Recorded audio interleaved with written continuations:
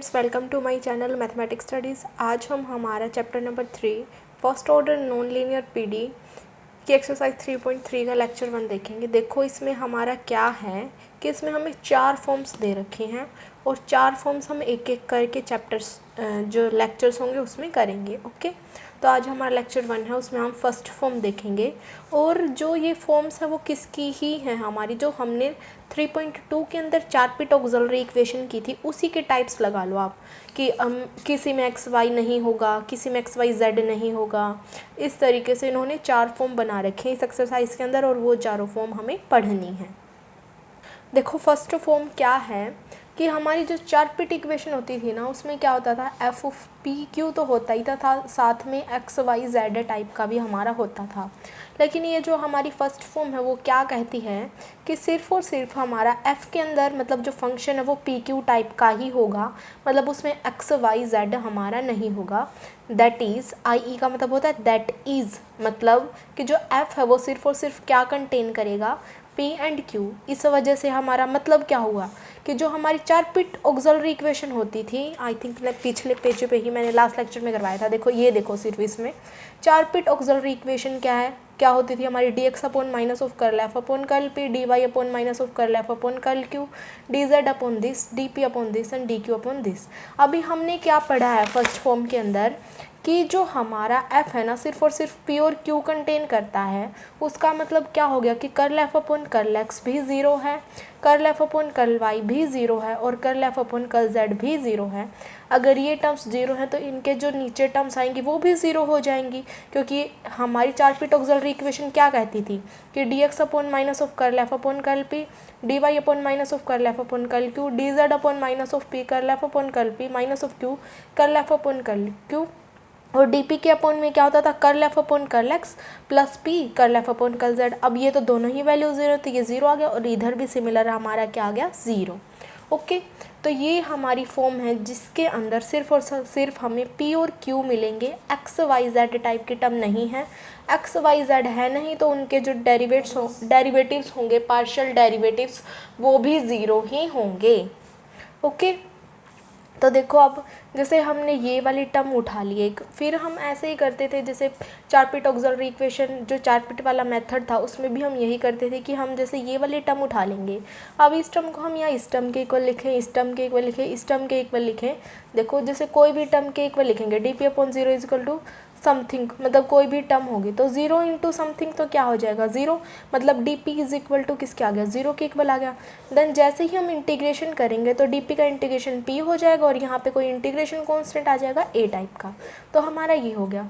Similar D q upon 0 है तो उसको हम इसके इक्वल लिखें, इसके इक्वल लिखें या इसके इक्वल लिखें तो भी d q is equal to 0 ही हो जाएगा, क्योंकि d q upon 0 is equal to something, then 0 into something is equal to 0 आ गया, तो d q is equal to 0 आ गया इधर भी। जैसे ही हम इंटीग्रेशन करेंगे डी क्यू का तो क्यू हो जाएगा, एक इंटीग्रेशन कॉन्स्टेंट आ जाएगा बी टाइप का।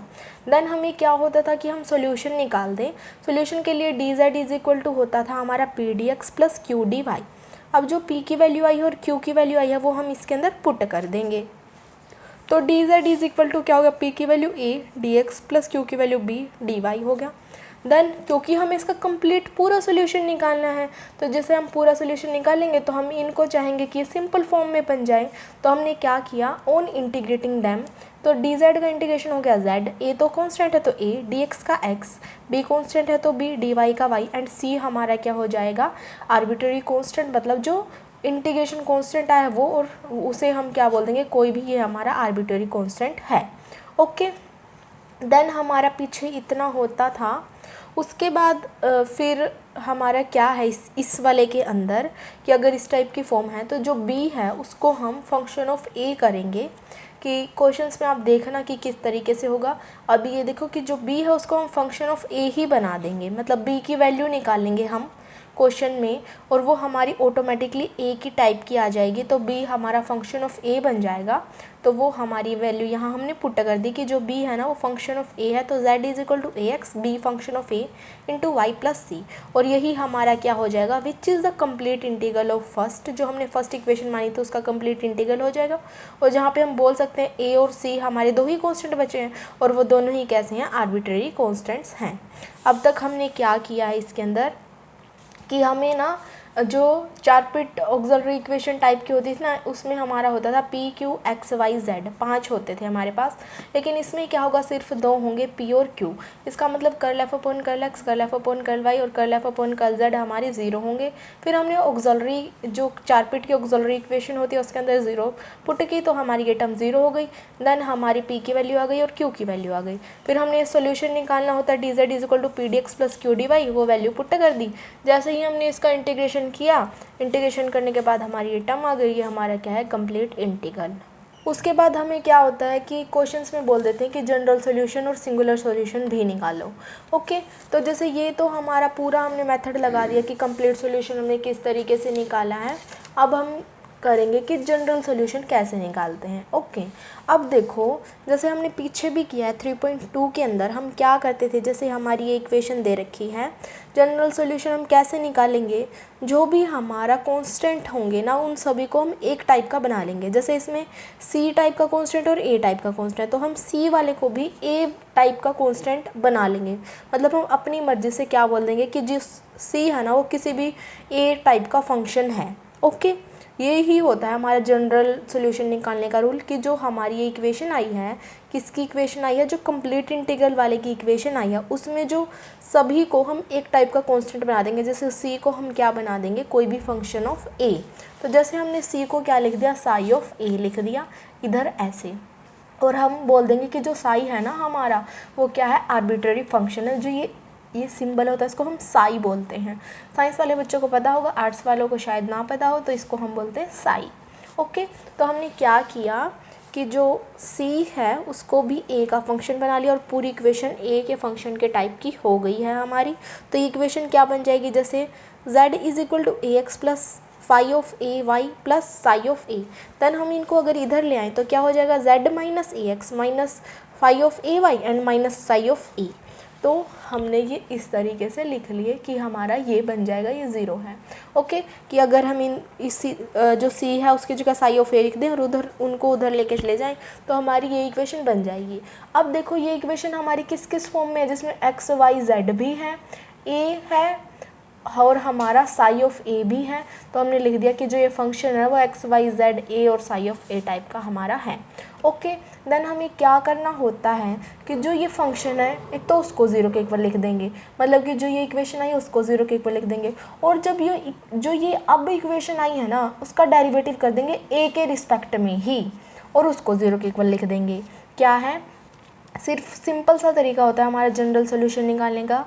क्या होता है वो कि जैसे हमारा सी और ए टाइप का पूरी जो इक्वेशन है सी और ए टाइप की है, तो पहले हमने सी की जगह साई ऑफ ए लिख दिया और हमारी एक टर्म बन गई।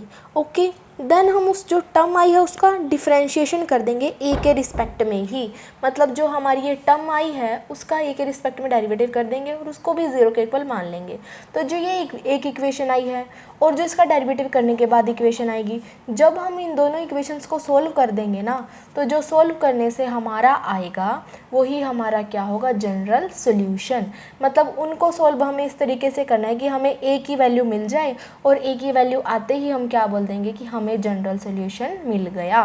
तो ये हमारा तरीका होता है जनरल सॉल्यूशन निकालने का। सीधा सा हम बोले तो इस पूरी इक्वेशन को पहले ए की टर्म में बना देंगे, मतलब सी की जगह साई ऑफ ए कर देंगे, देन इसका डिफ्रेंशिएशन कर देंगे ए के रिस्पेक्ट में ही, और जो ये टर्म आई सी की जगह साई ऑफ ए करके और उसका डिफ्रेंशिएशन करके उन दोनों टर्म्स का अगर हम सॉल्व कर दें तो हमारा जनरल सॉल्यूशन आ जाएगा। देन होता है हमारा सिंगुलर सॉल्यूशन। अब देखो सिंगुलर सॉल्यूशन में भी हमें कंप्लीट इंटीग्रल की नीड है। क्या है, जो हमारी ये इक्वेशन है इसका अगर हम जैसे कितने कॉन्स्टेंट इसके अंदर, 2, एक तो ए और एक सी, अगर हम इसी इक्वेशन का एक बार ए के रिस्पेक्ट में डेरिवेटिव कर दें और सी के रिस्पेक्ट में डेरिवेटिव कर दें, जो हमारा आएगा वो हमारा क्या हो जाएगा, सिंगुलर सॉल्यूशन। जैसे ये हमें दे रखा है एक इक्वेशन है हमारी ये, अगर हम इसका ए के रिस्पेक्ट में डेरिवेटिव करें तो हमारा क्या होगा, देखो ये इक्वेशन हमने इधर लिख ली, बस उसको अगर हम उधर माइनस में लेके चले जाएंगे तो वो इक्वल टू में 0 आ जाएगा, ये टर्म आ गई। अगर हम इसका ए के रिस्पेक्ट में डेरिवेटिव करें तो यहाँ 0 आ जाएगा, पार्शियल डेरिवेटिव है, तो अगर हम ए के रिस्पेक्ट में करेंगे तो बाकी सारी चीज़ें कांस्टेंट हो जाएंगी, तो ये 0 हो गया, माइनस ऑफ एक्स हो गया, फाई ऑफ ए का फाई डैश ऑफ ए हो गया इंटू में वाई इक्वल टू 0। देन इसका अगर हम सी के रिस्पेक्ट में डेरिवेटिव करें तो 0 0 0 -1 इक्वल टू 0। तो ये टर्म आ गई और एक हमें क्या टर्म दिखी कि 0 इज इक्वल टू 1 है। ये तो हमारा पॉसिबल ही नहीं है। इसका मतलब क्या हो गया कि यहाँ पे कोई हमारा सिंगुलर सोल्यूशन नहीं होगा। मतलब जो हमारी इस टाइप की फॉर्म होगी उसका सिंगुलर सोल्यूशन नहीं होगा। क्वेश्चंस में आप देखना कि किस तरीके से क्या होगा हमारा। तो ये था हमारा फर्स्ट फॉर्म का बेसिक। वैसे आपने इस तरीके का 3.2 में बिल्कुल पढ़ रखा है, कोई नई चीज़ नहीं थी ये ज़्यादा। बस क्या था कि जो 4 पिट्स इक्वेशन थी ना, उसी का हमने आगे फॉर्म बना दी है कि इसमें XYZ नहीं है, तो ये PQ टाइप की हमारी फॉर्म बन गई। तो अब हम इससे रिलेटेड कुछ क्वेश्चंस करेंगे, देखो। और क्वेश्चंस करेंगे ना, क्वेश्चन में हम डायरेक्ट यूज़ करेंगे। जैसे हम देखेंगे क्वेश्चन में सिर्फ और P और Q टाइप का ही हमारे पास क्वेश्चन के अंदर होगा, तो हम क्या करेंगे वहाँ पे डायरेक्ट जो हमारा सोल्यूशन है ना वो लिख देंगे हम कि जो Z है वो is equal to AX plus BY plus C type का हमारा हो जाएगा। ओके, तो वैसे मैं क्वेश्चन आएंगे जब अच्छे से बताऊँगी कि कैसे होगा। तो देखो फर्स्ट क्वेश्चन हमारा क्या है कि सोल्व करो हमारी पार्शियल डिफरेंशियल इक्वेशन को दिस। अगर ना देखो क्वेश्चन में ये बोल रखा है कि सोल्व द PD इक्वेशन, तो उसका मतलब क्या है कि हमें उसके अंदर कंप्लीट इंटीग्रल भी निकालना है, उसके अंदर जनरल सोल्यूशन भी निकालना है और सिंगुलर सोल्यूशन भी निकालना है। अगर वो बोले कि कंप्लीट इंटीग्रल निकालो तो ही हमें सिर्फ कंप्लीट इंटीग्रल तक निकालना है। अगर वो बोले कि सोल्व करो PD को, तो आप कंप्लीट इंटीग्रल भी निकालोगे, जनरल सोल्यूशन भी निकालोगे और सिंगुलर सोल्यूशन भी निकालोगे उनके बिना कहीं। ओके, तो देखो क्या बोल रखा है इन्होंने, सोल्व द PD, ये इक्वेशन दे दी। अब देखो ये इक्वेशन ध्यान से, इसमें हमें दिख रहा है या तो P टाइप की टर्म है या Q टाइप की टर्म है, मतलब हमारा XYZ इसमें नहीं है। तो जो गिवन PD है हमारी वो किस टाइप की है, P² + 6P + 2Q + 4 equal to 0। इसका मतलब क्या हुआ, इसके अंदर सिर्फ और सिर्फ हमारे PQ हैं, तो हमारी ये उस फॉर्म की हो गई जो फॉर्म हमें अभी बनानी है। तो ये हमारी किस फॉर्म की होगी, f(PQ) = 0। हमने अभी देखा था कि जो हमारी f(PQ) = 0 टाइप की जो फॉर्म होती है उसका कंप्लीट इंटीग्रल क्या होता है, Z = AX + BY + C। अभी हमने पढ़ा कि जो f(PQ) टाइप की फॉर्म होती है उसका जो कंप्लीट इंटीग्रल होता है वो क्या होता है, Z = AX + BY + C। Okay, तो हमने लिख दिया कि हमारा ये होगा, जहाँ पे हमने क्या किया था, P की जगह A पुट किया था, Q की जगह B। अब मेरी बात ध्यान से सुनो, अगर आपका ये क्वेश्चन आ जाता है तो आप क्या करोगे, बीच में क्वेश्चन के ये भी करके आ जाना। अगर बिल्कुल अच्छे से डिटेल में आप एग्जामिनर को बताना चाहते हो कि आपको इतने अच्छे से आता है, तो आप ये डिटेल में पूरा कराना। ओके, देन आपको ये सब लिखने की भी ज़रूरत नहीं पड़ेगी। तो अभी तक हमने इस क्वेश्चन में क्या किया कि हमें ये फॉर्म दे रखी थी, हमें पता चल गया कि जो फंक्शन है PQ का है, तो ये फर्स्ट फॉर्म हो गई, और जो फर्स्ट फॉर्म होती है उसका कंप्लीट इंटीग्रल हमारा इस टाइप का होता है, और ये हम प्रूफ कर चुके हैं। ओके, देन इसमें हमने क्या किया है, जो P है हमारा A है और Q है वो हमारा B है। मैंने आपको बताया था कि जो B होगा वो फंक्शन ऑफ A टाइप का होगा, तो वो भी हमें पता चल गया। ओके, देखो क्या है, अभी हमने कंप्लीट इंटीग्रल के अंदर ये वैल्यू पुट कर रखी है, P की जगह A और Q की जगह B। सिमिलर हम P की जगह A और Q की जगह B इसमें भी पुट कर देंगे, तो हमारा देखो क्या आ जाएगा, P की जगह A पुट करो तो A² + 6A, Q की जगह B तो 2B + 4 = 0। अभी हमने देखो बोला ना कि जो B है f(A) टाइप का, तो हम यहाँ से B की वैल्यू ही निकाल रहे हैं और फिर इसके अंदर पुट कर देंगे तो वो f(A) टाइप का बन जाएगा। ओके, तो हमने क्या किया, ये 2B को तो इधर रख लिया, बाकी सारी टर्म्स को उधर लेके चले गए, तो माइनस में हो गया, -(A²) -6A -4। अब जो ये हमारी 2B मतलब जो B की टर्म आ गई, देखो B की वैल्यू क्या आ गई, -1/2 A² + 6A + 4 ये आ गई। तो अब जो B है वो फंक्शन ऑफ A नहीं बन गया हमारा, जो B है वो फंक्शन ऑफ A टाइप का तो बन गया। अब जो ये वैल्यू आई है वो हम इस इक्वेशन के अंदर पुट कर देंगे, तो Z = AX प्लस B की वैल्यू हमने पुट कर दी इंटू Y + C, हमारे पास ये फंक्शन बन गया। देन Z = AX -1/2 की मल्टीप्लाई कर दी, तो माइनस तो हमने बाहर रखा है, 1/2 की मल्टीप्लाई करते ही A²/2, 2 से 6 कैंसिल तो 3A, 2 से 4 कैंसिल तो 2 इंटू Y + C। तो हमारा ये क्या आ गया, कंप्लीट इंटीग्रल आ गया, जहाँ पे हम बोल सकते हैं कि जो A और C हैं वो हमारे कॉन्स्टेंट्स हैं या फिर आर्बिट्ररी कॉन्स्टेंट्स हैं। हमने क्या किया इसके अंदर, हमें इक्वेशन दे रखी है, इक्वेशन हमारी पी क्यू टाइप की ही है, तो हमें पता है कि जो हमारी ऐसी इक्वेशन होती है उसका कंप्लीट इंटीग्रल इस टाइप का होता है। देन इसमें हमने क्या किया है, पी की जगह तो ए पुट किया था और क्यू की जगह बी पुट किया था। तो सिमिलर जो हमें इक्वेशन दे रखी है उसमें भी हमने पी की जगह ए पुट कर दिया और क्यू की जगह बी पुट कर दिया, और पुट करने से हमारा ये बन गया।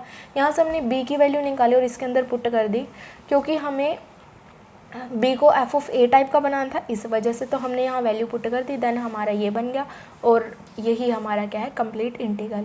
लेकिन इन्होंने तो बोल रखा है कि सॉल्व द पीडी, मतलब पीडी इक्वेशन को पूरा सॉल्व करो, तो हमें क्या भी निकालना पड़ेगा, जनरल सोल्यूशन भी निकालना पड़ेगा। मैंने आपको अभी सिखाया था कि अगर जनरल सोल्यूशन निकालना है तो हमें जो ये इक्वेशन दे रखी है उसमें पहले तो सभी को एक कांस्टेंट में बनाना पड़ेगा, तो हम सी को साई ऑफ ए लिख लेंगे। तो हमने सी को साई ऑफ ए लिख लिया और लिख दिया कि साई है जो हमारा एक आर्बिट्रेरी फंक्शन है, तो z is equal to A x minus A square upon 2 plus 3a plus 2 into Y, और सी की जगह हमारा साई ऑफ ए आ गया। देन जो इक्वेशन है उसका हमें ए के रिस्पेक्ट में ही डेरिवेटिव करना है, तो यहाँ तो क्या हो जाएगा, क्योंकि ये ए के रिस्पेक्ट में पार्शियल डेरिवेटिव है तो बाकी सारी टर्म्स इसके रिस्पेक्ट में क्या हो जाएंगे, कांस्टेंट, तो ये 0 हो गया, यहाँ x आ गया। इसका डेरिवेटिव करेंगे तो क्या आ जाएगा, ए स्क्वायर का 2a अपॉन 2 से 2 कैंसिल, तो माइनस तो बाहर था ही, ए आ गया, 3a का 3, 2 का 0 हो जाएगा, इंटू में y है, साई ए का डेरिवेटिव क्या हो जाएगा, साई डैश ए।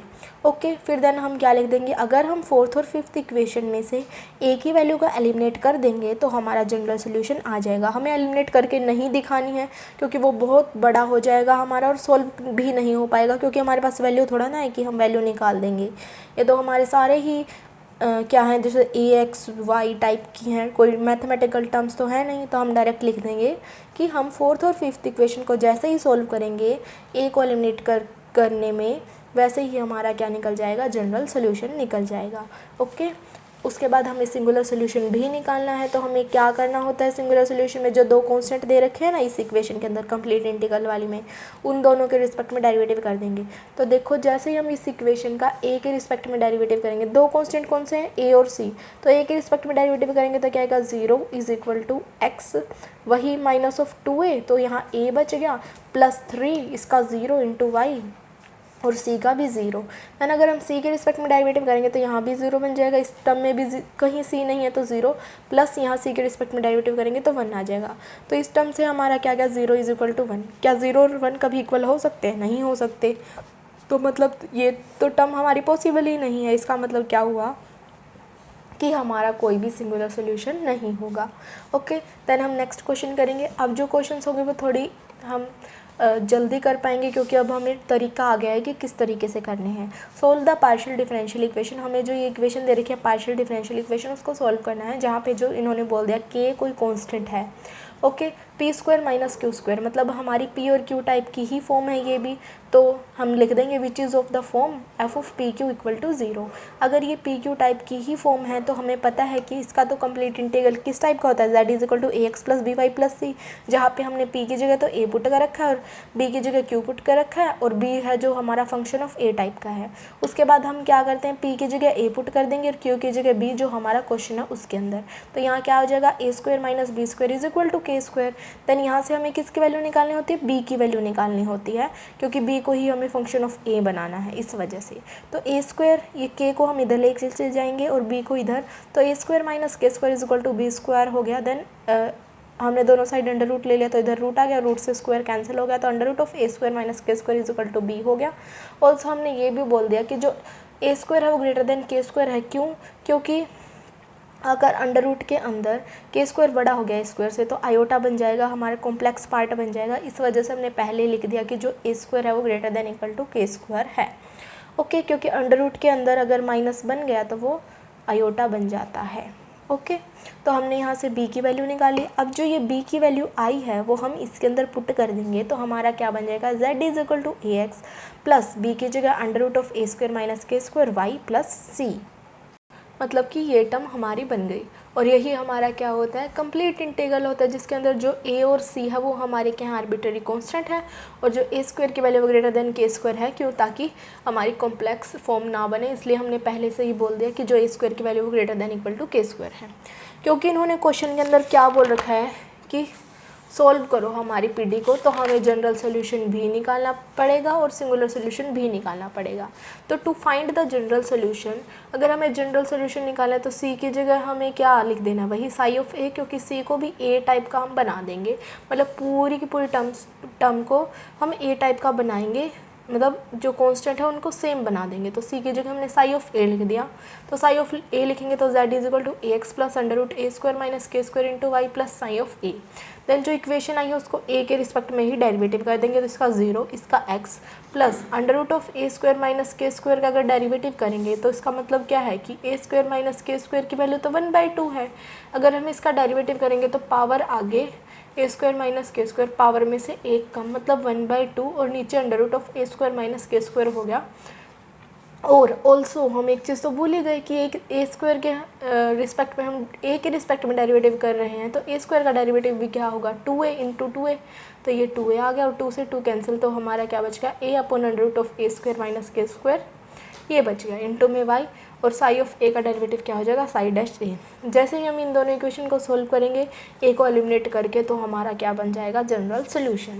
देन अगर हमें सिंगुलर सोल्यूशन निकालना है तो हमें क्या करना होता है, जो इक्वेशन हमारी कंप्लीट इंटीग्रल से आई है उसमें दो कांस्टेंट, एक ए और एक सी, तो एक बार हम ए के रिस्पेक्ट में डेरिवेटिव करेंगे, एक बार हम सी के रिस्पेक्ट में डेरिवेटिव करेंगे।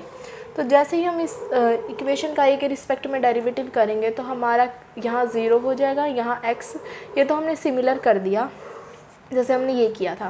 देन अगर हम इसका सी के रिस्पेक्ट में डेरिवेटिव करेंगे तो इसका भी 0, इसका भी 0, इसका भी 0, और प्लस सी के रिस्पेक्ट में करेंगे तो इसका 1, तो हमारा क्या आया, 0 इज इक्वल टू 1, जो कि पॉसिबल ही नहीं है। इसका मतलब क्या हुआ कि जो हमारी ये इक्वेशन है इसका कोई भी सिंगुलर सोल्यूशन नहीं है। तो ये था हमारा सेकंड क्वेश्चन।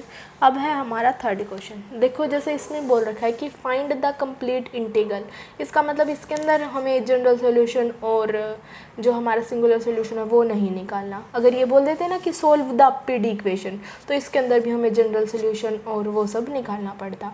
ओके, अब ये हमारा थोड़ा अलग टाइप का क्वेश्चन है, तो इसको थोड़ा ध्यान से देखना। क्या है कि find the complete integral of this, इसका हमें कंप्लीट इंटीग्रल निकालना है। ओके, अब आप बोलोगे कि ये तो इसके अंदर तो हमारा एक्स वाई जेड भी है और पी क्यू भी है, तो इसके अंदर हम चार पिट वाला मेथड ही लगा देंगे। तो जैसे ही आप इसके ऊपर चार पिट वाला मेथड लगाओगे तो आप स्टार्टिंग तो कर दोगे, लेकिन फिर वो आपकी 6 इक्वेशन आ जाएंगे, d x upon something, d y upon d z upon d q upon और डी पी अपॉन, ये आ जाएंगी आपकी इक्वेशन। देन आगे वो सॉल्व ही नहीं होगा। ओके, तो इस वजह से हम इसको क्या करेंगे, हमारा जो ये वाली फॉर्म है उसके अंदर कन्वर्ट करेंगे। तो ये हमारी जो इक्वेशन आप सोल्व करके देखना, मैंने खुद किया है, उससे नहीं होगा आपका। ओके, तो आप सोल्व जैसे ही आप वो इक्वेशंस बना लोगे ना, उसकी वैल्यू वगैरह पुट करोगे, फिर वो आगे आपको ऐसे दो इक्वेशन मिलेंगे ही नहीं जो सोल्व हो जाएं। ओके, तो इस वजह से हम क्या करेंगे, इस वाले क्वेश्चन को हमारी पी क्यू टाइप की टर्म में चेंज करेंगे। तो क्या है, हमारी जो गिवन इक्वेशन है वो हमें दे रखी है ये, the above equation is not of the form f of p q equal to 0। हाँ, क्योंकि इसके अंदर एक्स वाई जेड भी है, तो वो f of p q equal to 0 type की नहीं है। बट लेकिन it can be reduce to the form first, लेकिन हम इसको फॉर्म फर्स्ट में कन्वर्ट कर सकते हैं बाय यूजिंग सम, अगर हम कुछ ट्रांसफॉर्मेशंस का यूज़ कर लें तो हम इसको फर्स्ट में कन्वर्ट कर सकते हैं, जो हमारी फर्स्ट फॉर्म है उसमें। तो हमने क्या किया, जो हमारी ये इक्वेशन थी ना, उसको पहले पूरी इक्वेशन को जेड स्क्वायर से डिवाइड कर दिया। तो क्या हो जाएगा, x square upon z square p square plus y square upon z square q square is equal to, ये z square by z square करेंगे तो 1 आ जाएगा। तो ये इक्वेशन आ गई। देन हमें पता है कि जो हमारा पी होता है वो क्या होता है, curl z upon curl x होता है। जो पी है वो curl z upon curl x होता था और q curl z upon curl y होता था। तो वो वैल्यू हमने इसके अंदर पुट कर दी। तो x square upon z square आ गया पी की जगह, curl z upon curl x और उसका square, plus y square upon z square q की जगह curl z upon curl y का स्क्वायर इक्वल टू 1 हो गया। देन इसको हम ऐसे भी लिख सकते हैं कि x upon Z curl z upon curl x का होल स्क्वायर हो गया। तो हमने इसको इस तरीके से लिख दिया। ओके, अब तक हमने कुछ नहीं किया, जो इक्वेशन दे रखी थी उसको जेड स्क्वायर से डिवाइड किया और पी की वैल्यू हमें पता है कि curl z upon curl x होती है और क्यू की value curl z upon curl y होती है, वो पुट कर दी। देन हमारी ये टर्म बन गई। ओके, अब देखो इसमें हम क्या करेंगे कि देखो हमारा इस तरीके से कि x और डी कर्ल एक्स हमारे बाय बाय में है, इस तरीके से है कि मतलब ऊपर नीचे है, z और कर्ल z हमारा ऊपर नीचे है, y और कर्ल y हमारा ऊपर नीचे है, z और कर्ल z हमारा ऊपर नीचे है। तो हम क्या कर सकते हैं इसके अंदर कि देखो इस तरीके से 1/z और dz है हमारा ये। अगर ऐसे देखें हम तो ये इस तरीके से नहीं है कि अगर x वाली टर्म को भूल जाए तो 1/z dz है हमारा, इस तरीके से है। तो हम इसको क्या मान सकते हैं, कैपिटल dz। अब देखो इसको भी हम ऐसे लिख सकते हैं कि 1/x dx वो हमारा क्या हो जाएगा, capital dx। Similar 1/y dy, क्योंकि ऊपर नीचे है इस वजह से हम इनको ऐसे लिख सकते हैं 1/y dy, उसको हम क्या लिख देंगे, कैपिटल dy। ओके, तो हमारी हमने ये टर्म्स इस तरीके से नोटिफाई कर दी। देन अगर हम इसका इंटीग्रेशन कर दें तो नीचे वाले 1/x का इंटीग्रेशन क्या होगा, अगर हम यहाँ इंटीग्रेशन लगा दें 1/x dx का इंटीग्रेशन क्या होगा, log x और इसका x। सिमिलर यहाँ log y equal to y, log z equal to z। ये तो हमने मान ली कि थर्ड इक्वेशन टाइप के, ये हमने मान ली फोर्थ अगर यूज़ होगी तो हम डायरेक्ट यहाँ से बोल देंगे कि ये इससे आया है। ओके, अब देखो ये टर्म्स हमारी आ गई हैं। अब ये टर्म हमने जो लिखी हैं वो इनका हम इस सेकंड इक्वेशन में यूज़ कर देंगे कि मतलब x क्या है कि 1/x dx है, तो उसकी जगह अगर हम कैपिटल dx लिख सकते हैं। तो अगर हमारा इस तरीके से है कि x 1/dx है, मतलब अगर इसका उल्टा है तो 1/dx हो जाएगा। तो सिमिलर हमने क्या लिख दिया, 1/कर्ल ऑफ x, क्योंकि यहाँ कर्ल है तो इस वजह से हमने कर्ल लिखा है। अगर यहाँ d होता तो हम यहाँ भी d लिख देते थे। ओके, देन कर्ल x आ गया। सिमिलर यहाँ क्या है हमारा 1/z curl z, 1/z curl z की जगह हमें dz लिखना, मतलब क्योंकि यहाँ कर्ल है तो हमने कर्ल z और उसका क्या है पूरे का स्क्वायर, तो वो लिख दिया। Similarly y by curl y है, लेकिन हमने यहाँ नोटिफिकेशन तो 1/y और dy ऊपर माना है, तो अगर हम इसको बाय मतलब उल्टा कर देंगे, रेसिप्रोकल कर देंगे तो 1/dy आ जाएगा, तो ये 1/dy हो जाएगा। तो ये ऐसे ही तो है कि ऊपर y नीचे कर्ल y, तो ये ऊपर y नीचे dy, तो 1/d कैपिटल y हो गया। सिमिलर यहाँ भी क्या हो जाएगा, 1/कर्ल of capital y। Then 1/dz की जगह तो हमें क्या है लिखना है, कैपिटल dz, तो कर्ल z और उसका क्या है स्क्वायर इज इक्वल टू 1। तो हमारी ये इक्वेशन आ गई।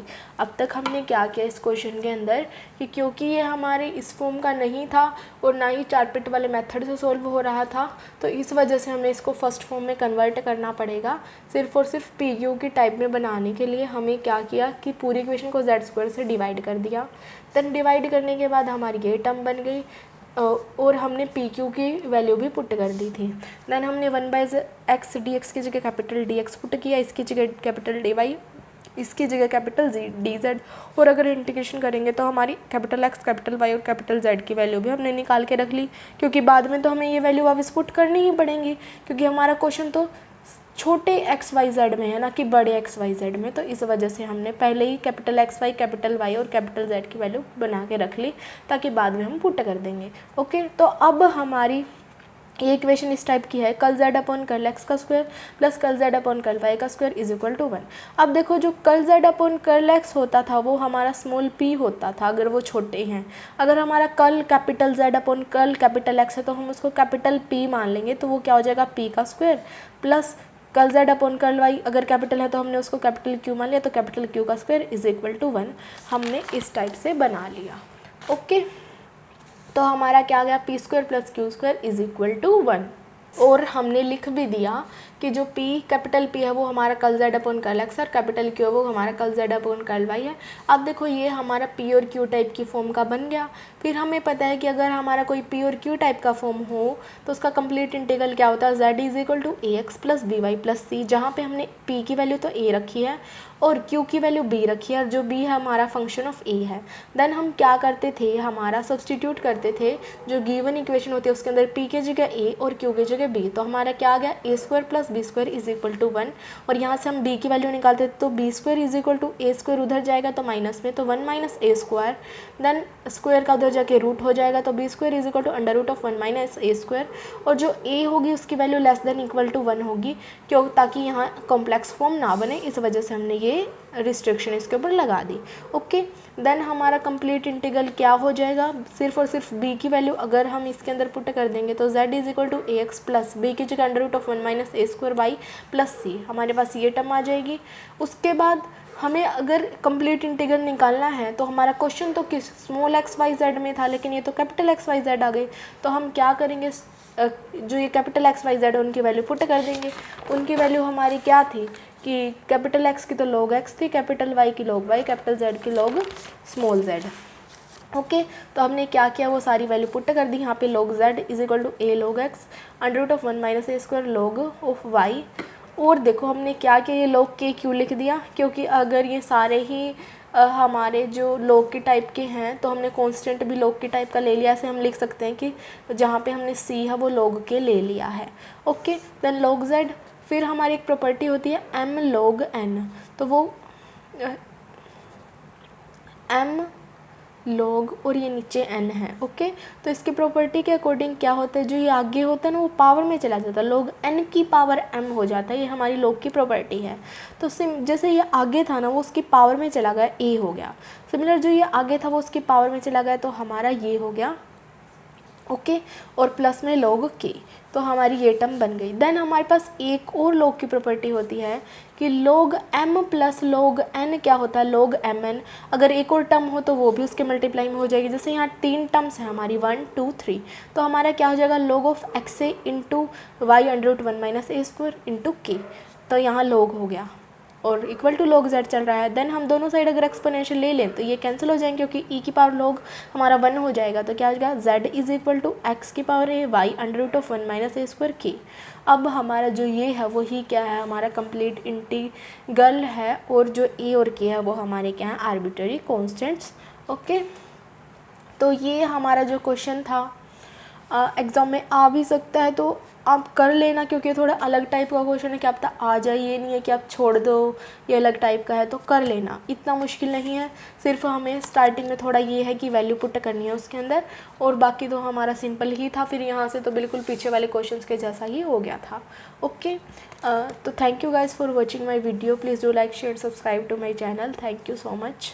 नेक्स्ट जो 3 फॉर्म है हम एक एक करके नेक्स्ट लेक्चर के अंदर करते जाएंगे। ओके